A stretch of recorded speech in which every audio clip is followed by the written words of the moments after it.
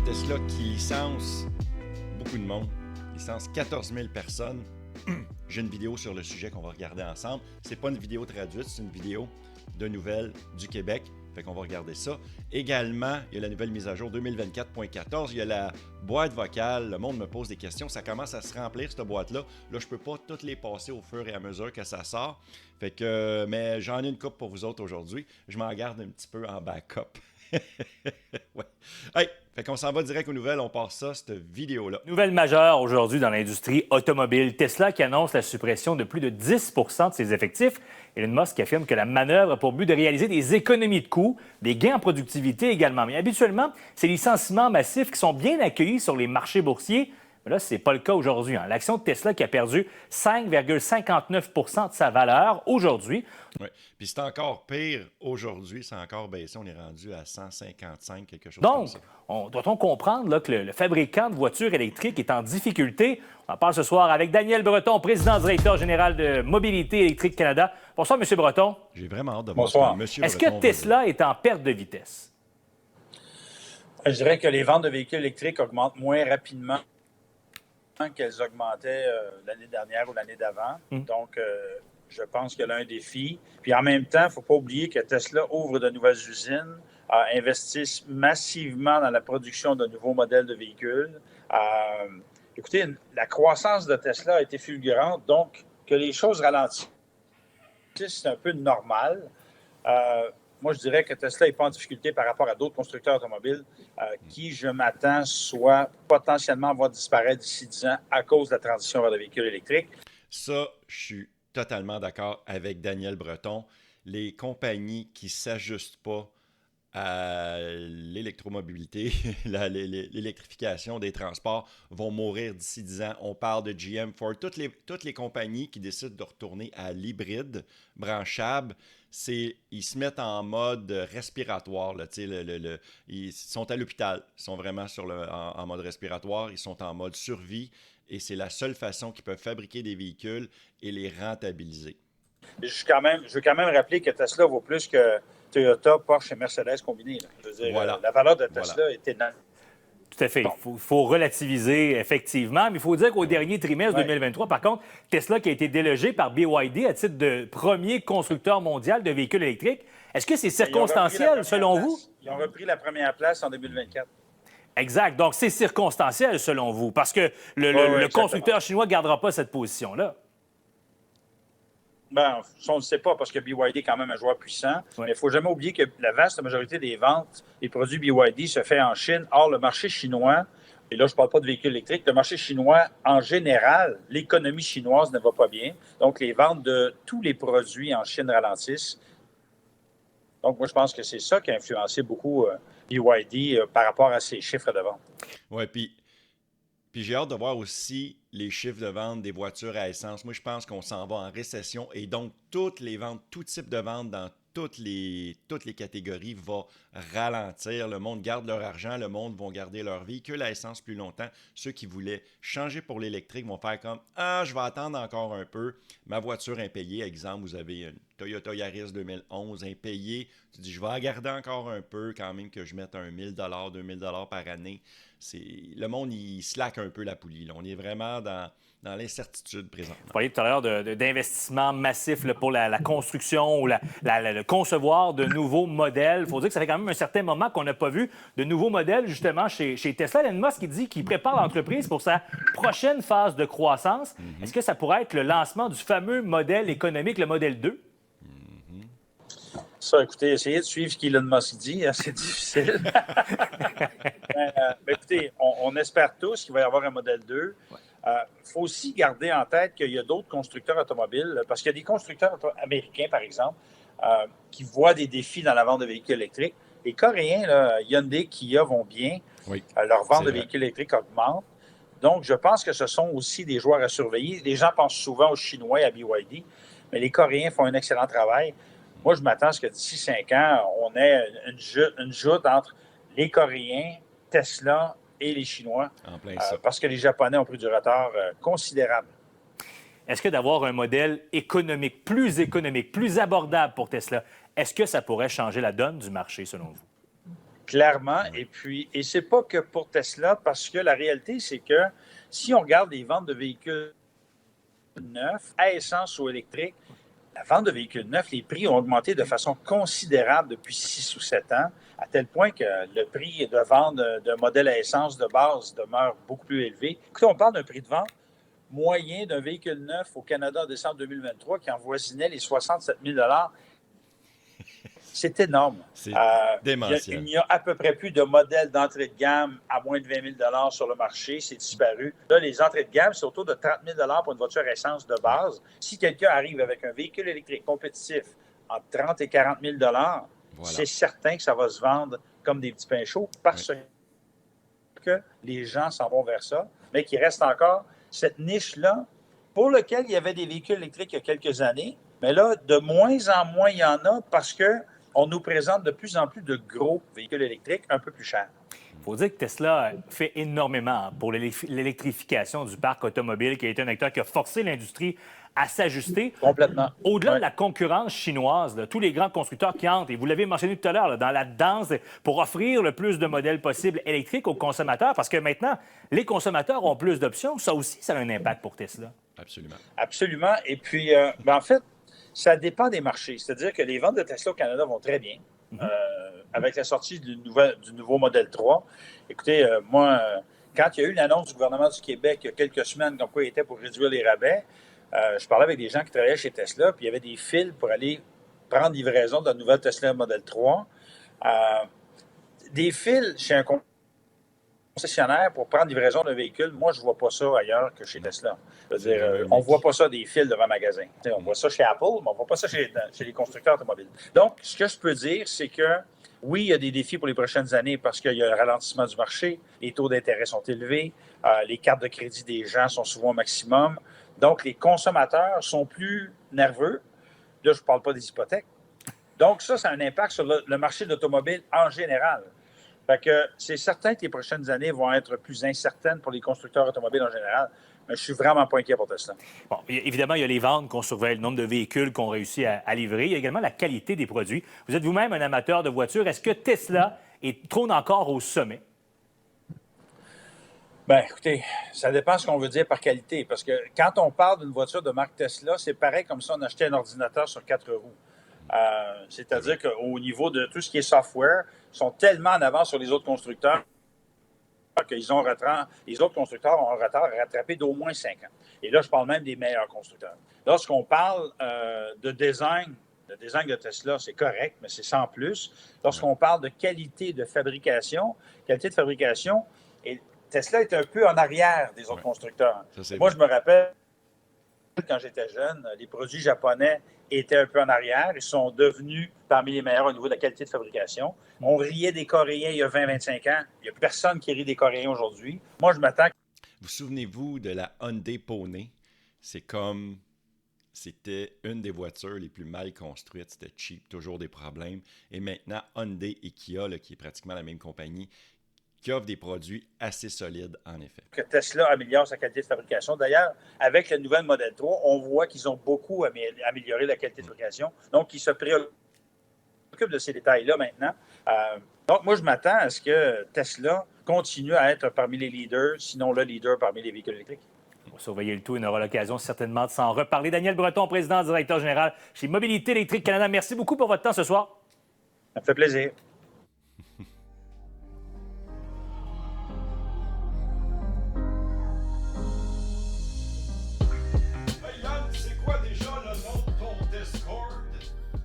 Le nom de mon Discord, c'est l'Autopilote. Le lien est dans la description. Si jamais vous voulez vous ajouter à ce groupe de cabochons, on est presque 80 maintenant. Il y a des belles discussions là-dessus, super intéressantes. Fait que oui, merci beaucoup Roger pour ce plug-là. Hey, on continue. On s'en va où? On s'en va où? Ta minute. On retourne ici. Voilà, ta minute. Hey, OK, je vais l'avoir. Fait que voilà, votre Tesla s'améliore pendant que vous dormez. Les points forts de la prochaine version du printemps ci-dessous, ça veut dire que ça s'en vient bientôt. Prochaine mise à jour. Ce que j'ai lu, c'est la 2024.14. Y a-tu juste moi ici là, qui qui comprend plus c'est quoi les chiffres. Tu sais, avant, c'était, mettons, on était au mois de mars, par exemple, c'était 2024.3 points. Après ça, point 1, point 2, point 1000. Là, c'est rendu que c'est 2024.8. C'est comme si on était déjà rendu au mois d'août. Là, on est rendu 14. Fait que là, c'est le mois de février 2025.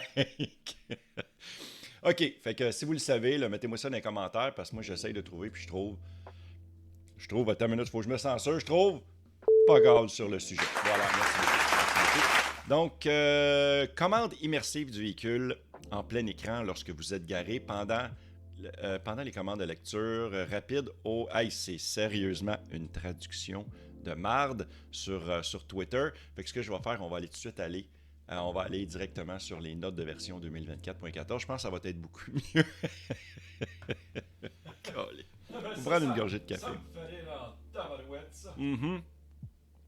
Ouais, moi tout, quand je commence à lire des fois, puis la traduction est mauvaise, ça fait dur. Donc, l'interface utilisateur V12 améliore votre expérience visuelle avec la mise à jour suivante. Des commandes immersives du véhicule en mode plein écran lorsque vous êtes garé.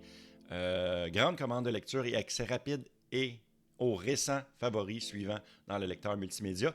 Il y a une image ici, j'ai-tu accès? J'ai pas accès. Ah oui, note très importante, il faut avoir le processeur AMD, je pense, c'est une minute ici. AMD, voilà. Le AMD Ryzen. Moi, j'ai le Intel, là. Ça, c'est sur ma 2021, j'ai le processeur Intel, a.k.a. processeur de marde. Non, c'est la vieille version. C'est la vieille version, mais il faut avoir le nouveau processeur AMD Ryzen. Visualisation de conduite extensible au pilote automatique avec une carte plus petite en haut de l'écran à droite. Ça, c'est vraiment intéressant, gars. Je vais vous montrer ça ici. Vous voyez ici sur cette image-là, on voit pas mieux. Vous voyez dans le plein écran ici, dans le coin en haut à droite, là, vous avez quand même votre GPS, puis vous avez un visuel complet de votre véhicule. Ça, c'est vraiment le fun.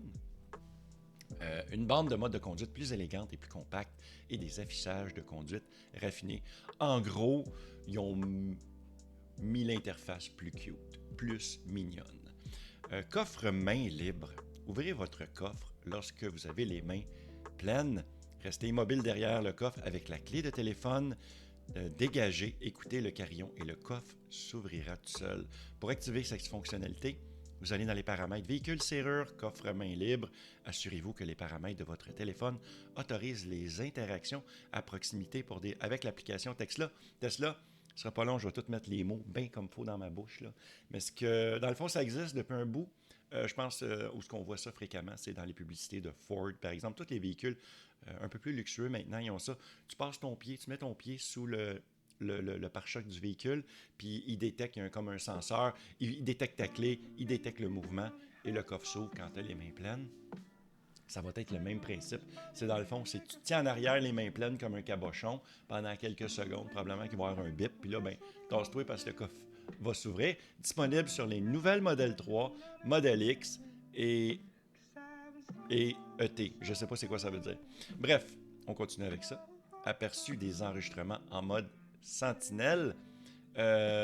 Disponibilité inconnue au Canada, donc peut-être disponible en Europe, aux États-Unis, etc.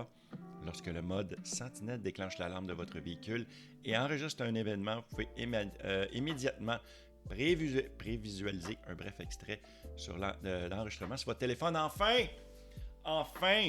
Enfin, ça fait longtemps depuis le début que j'ai vu qu'on pouvait espionner le monde à partir des caméras de notre véhicule à distance.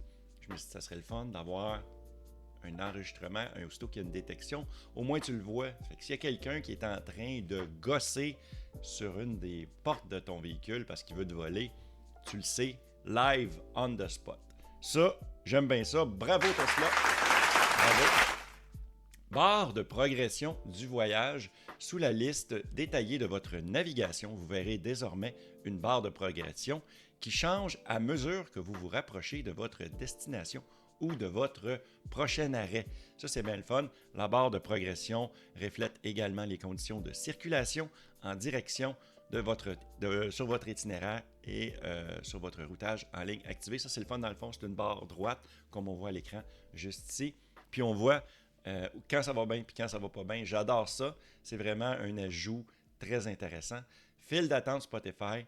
et vitesse de lecture. Vous pouvez désormais synchroniser votre file d'attente Spotify sur tous les véhicules et appareils et ajouter la vitesse de lecture. Enfin, je pense que c'est parce qu'avant, le monde chialait que à chaque fois que tu activais ton Spotify sur votre Tesla, c'est comme si on repartait de la lecture du début. Exemple, tu ne pouvais pas continuer ta liste de lecture. Je pense que maintenant, d'après ce qui explique ici, ça va être synchronisé. Donc, tu vas continuer ton shuffle, whatever ta liste de lecture, où c'est que tu es rendu. Ça, c'est très intéressant.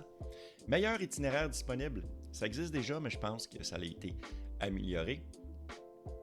La navigation vous indique désormais en haut de votre liste de virages si un itinéraire plus rapide devient disponible. Il sera redirigé à moins que vous refusiez avant l'expiration de l'option. Pour choisir la fréquence à laquelle vous voyez ces suggestions, ajustez le nombre de minutes enregistrées. Évidemment, ça se fait dans les paramètres. Est-ce qu'on a d'autres choses ici? Oui.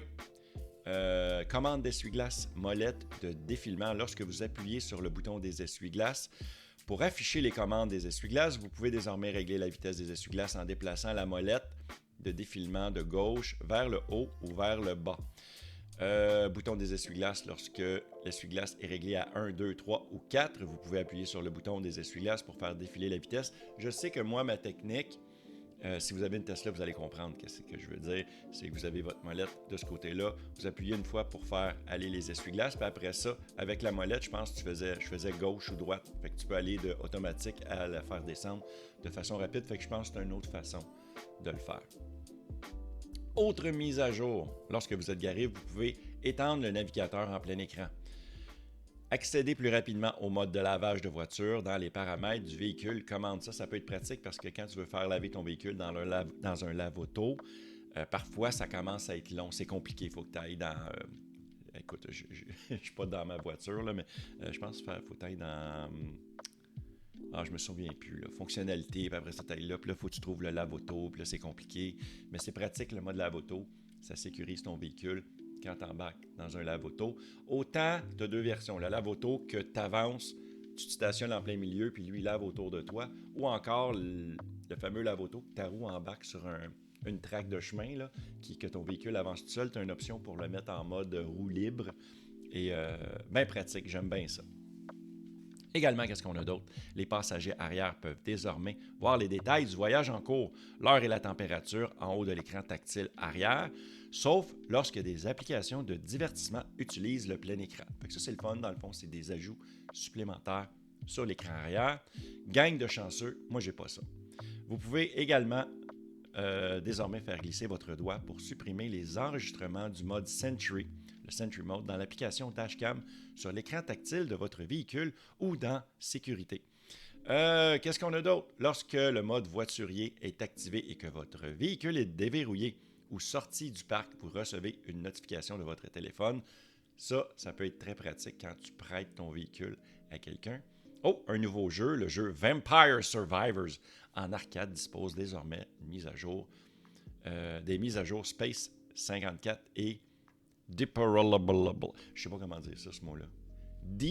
Deplorable. OK. Arcade inclus dans la dernière mise à jour du jeu pour Polytopia, Path of the Ocean. Donc, un add-on, un ajout à ce jeu-là. Et en terminant, si aucun passager n'est assis sur la banquette arrière, l'écran tactile arrière s'éteint désormais lorsque vous quittez le mode stationnement afin de réduire la consommation d'énergie inutile. Je comprends pas qu'ils n'aient pas mis ça direct dans la première mise à jour lorsqu'ils ont ajouté cette option-là. Est-ce qu'on a d'autres choses? Hey, on a plein d'autres choses. Carillon de radar. Pour entendre un carillon, lorsque vous approchez d'un radar activé navigation, carillon de radar dans les paramètres de votre véhicule, vous devez avoir activé le routage en ligne nécessite une connectivité premium. Zone de vitesse moyenne. Lorsque vous traversez une zone de vitesse moyenne, vous voyez désormais votre vitesse moyenne dans la zone et la distance jusqu'à la fin de celle-ci. Vous devez avoir activé navigation, routage en ligne, nécessite une connectivité premium. Fait que tu vois que je pense que Tesla commence à ajouter des options pourquoi je regarde cette caméra-là, c'est celle-là. Commence à ajouter des options pour dans la connectivité premium. Dans le fond, ils veulent vous en donner plus pour votre argent. Hey, vous avez la connectivité premium, pas de problème, tu as également ça et ça. Donc, après ça, on tombe dans des vieilles mises à jour, mais il y a une affaire qui ne parle pas. Puis, gars, je vais aller juste ici. Moi, je trouvais ça intéressant. Je vais juste débarquer. C'était sur x.com. Juste en bas, plus bas, plus bas, plus bas. Non, je l'ai-tu perdu?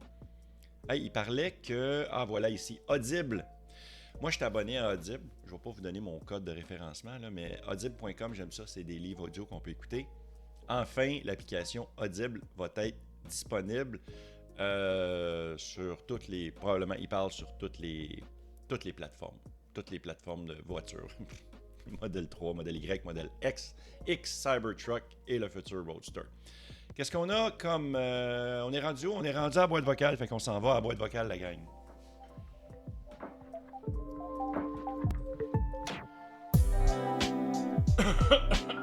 Excusez. Là, Roger, ça serait le fun que tu arrêtes de copier à chaque fois que je tousse. Hein? Ça fait un petit peu copieur. Ça me fait rire en tabarouette, ça. Ça te prend pas grand-chose, toi, pour être heureux. Hey, on s'en va où? On s'en va à la boîte vocale. La boîte vocale qui est juste ici. Donc, boîte vocale pour me laisser un message. Je commence à en avoir pas mal des messages. Je l'ai mentionné en début de vidéo. Je commence à en avoir pas mal. Je vais vous en passer 3 aujourd'hui. Je m'en garde une coupe en backup. Ça s'en vient, vous allez tout y passer. Mais si vous voulez me laisser un message vocal, super facile. Vous allez sur votre téléphone. Vous allez aller sur votre furteur Internet, memo.fm/Yann. Vous me laissez un message, tu appuies sur Start Recording.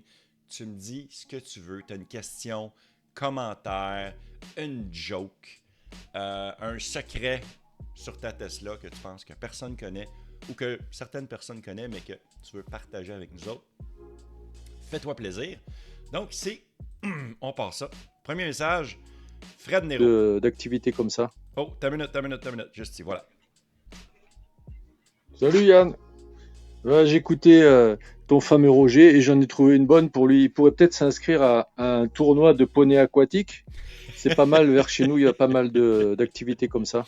Ouais, allez, à bientôt. Salut. C'est vraiment le fun, ça. C'est vraiment... Comment tu as fait pour savoir que j'avais des tournois de poney aquatique? Ben, je sais pas. Je sais aucune idée. J'ai aucune idée. Fait que, ouais, en effet, Roger, il y a déjà des tournois de poney aquatique. OK. Il y a Frédéric également qui suit. Bonjour Yann, je m'appelle Fred. J'avais juste une question. Moi, je suis détenteur du modèle Y et je comprends pas pourquoi les modèles européens ont beaucoup plus d'autonomie que nos modèles américains. Donc, si tu pouvais juste me répondre à cette question, ce serait très apprécié. Merci beaucoup. Oui, ça me fait plaisir. Écoute, j'ai une vidéo pour te répondre à toi que je vais passer, mais dans le fond, en Amérique du Nord, ils utilisent la norme EPA et en Europe, c'est la norme WLTP. Et juste ici, regarde bien ça. On va y aller ensemble ici. On va mettre la musique sur pause. Il y a une petite vidéo ici de 2 minutes qui explique c'est quoi la différence. Pendant l'autonomie des véhicules électriques, il y a WLTP, ça c'est la norme européenne, EPA pour la norme américaine, et je viens d'apprendre la norme CLTC, ça c'est en Chine. Oui. Alors, aucune de ces normes ne donne la même autonomie pour exactement le même véhicule, parce qu'il y a comme un combat de coq, là. Alors, pourquoi ne me donne-t-on pas simplement l'autonomie réelle du véhicule? Mais ça, ce qui est drôle, c'est qu'il y a plusieurs magasins européens, parce que la norme WLTP, elle est excessivement optimiste au niveau des distances pouvant être parcourues. Et ce qui est drôle, parce qu'il y a un regroupement de journalistes européens qui ont dit, OK, là, on va les tester dans le sens du monde. Et ils ont sorti les vraies distances pouvant être parcourues par les véhicules et on a découvert que c'est beaucoup plus proche des normes EPA que le WLTP, qui va être souvent jusqu'à 20% plus optimiste que la réalité. Exact. Et en Chine, ben là, eux autres aussi, ils ont leur propre modèle d'évaluation. Qu'on connaît même pas. En fait, ce qu'il faut comprendre là-dedans, c'est que ce sont justement des méthodes d'évaluation. Et ces tests-là, parce que c'est normé, il y a vraiment des phases qui sont propres à chaque test. Ouais. Et pour mieux refléter la réalité nord-américaine, où on a de plus grandes distances, des climats qui sont différents, etc., la norme EPA est celle qui s'applique le plus. Mais la plus réelle aussi. La plus réelle, et c'est celle qu'on utilise d'ailleurs, même au Canada, Canada. Nous, on a une norme Ressources naturelles Canada, mais qui est calquée à peu près sur la norme EPA. Et en fait, c'est qu'en Europe, probablement, par exemple, que la norme WLTP est plus proche de leur réalité à eux. Même pas, puisque les journalistes se sont confirmés sur le EPA. Mais ce que je veux dire, c'est que ça dépend aussi de ce qu'on fait avec notre véhicule. Parce que si vous avez un véhicule électrique, on va prendre un véhicule, je sais pas, une Polestar 2 qui a une autonomie à 420 km, par exemple, annoncée, puis vous roulez 140 km/h, vous ferez jamais 420 km. Oui, mais ça, c'est une autre affaire. Ben, c'est un autre. On parle d'une autre affaire. Là, on parle de normes. Les normes les plus réalistes chez nous, c'est lesquelles? EPA. C'est EPA. C'est EPA. Ce que je veux dire, c'est que même la norme EPA peut ne pas s'appliquer en fonction de ce que vous faites. Comme la consommation d'essence. Exactement. Bon, OK, même parfait. affaire. Fâchez-vous pas. Je suis intéressé par le Chevrolet Colorado 2023. Attends un peu, on va arrêter ça. OK. Fait que oui, fait que c'est ça. En gros, moi, ce que je vous conseille, amis français, ma gang de français préférés, c'est de... Quand vous achetez un véhicule, allez voir c'est quoi l'autonomie de l'EPA. Fiez-vous à ce qu'il y a en Amérique du Nord, pas parce qu'on est meilleur, on dirait que leur façon de calculer est tellement différente. Puis voilà, parce que vous allez même le voir. La WLTP, ça n'a juste pas de bon sens. C'est pratiquement le double des fois. C'est juste d'une absurdité sans nom. On a une dernière ici de Jean-Marie Deschamps. Bonjour Yann, ici Jean-Marie de France. Ben voilà, je viens de m'inscrire comme Patreon sur ta chaîne là. Oui. Ben j'espère que ça te fera plaisir.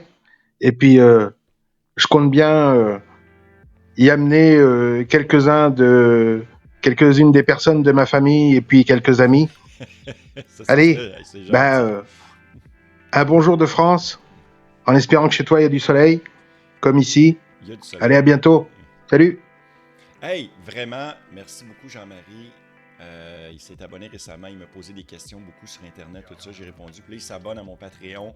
Merci beaucoup. Si vous voulez vous abonner à mon Patreon, regarde, on va y aller direct de même. Si vous voulez vous abonner à mon Patreon, juste ici. Tout le monde, à date, mes Patreons sont ici. J'ai des nouveaux Patreons encore. J'ai une nouvelle, Louise Dontigny, merci beaucoup. Nouveau Patreon à partir de 2$ par mois. Hey, 2$ par mois, là, je m'excuse, là, mais c'est fuck all, là. C'est rendu, moi, ça me coûte 3$ acheter un café à mon travail. Fait que ça vous coûte moins cher par mois que le café que je me paye. C'est fou raide. Fait que voilà, si vous voulez devenir Patreon, qu'est-ce que ça vous donne de devenir Patreon? C'est comme, c'est genre petite bine sur l'épaule à Yann. Oui, mais également, ce que ça vous donne, c'est que moi, aussitôt que cette vidéo-là sort, là, c'est fini, je paye sur stop. Je mets ça direct sur Patreon. Après ça, la vidéo sort pour le bas peuple, le monde qui ne paye pas. Ça, c'est vous autres, là, la majorité. Ça sort le jour suivant. Également, j'ai des vidéos exclusives juste pour mes Patreons. Puis, je parle beaucoup de mes Patreons, mais j'ai des membres YouTube aussi. C'est la même chose pour les membres YouTube. J'ai des vidéos exclusives juste pour vous autres. Entre autres, comme dans la dernière vidéo que j'ai parlé, le clic à pute. J'explique plein. Je ne peux pas vous en parler ici, c'est un secret. Fait que voilà, c'est complet. Merci beaucoup d'avoir été là et on se voit d'une prochaine vidéo. Ciao la gang.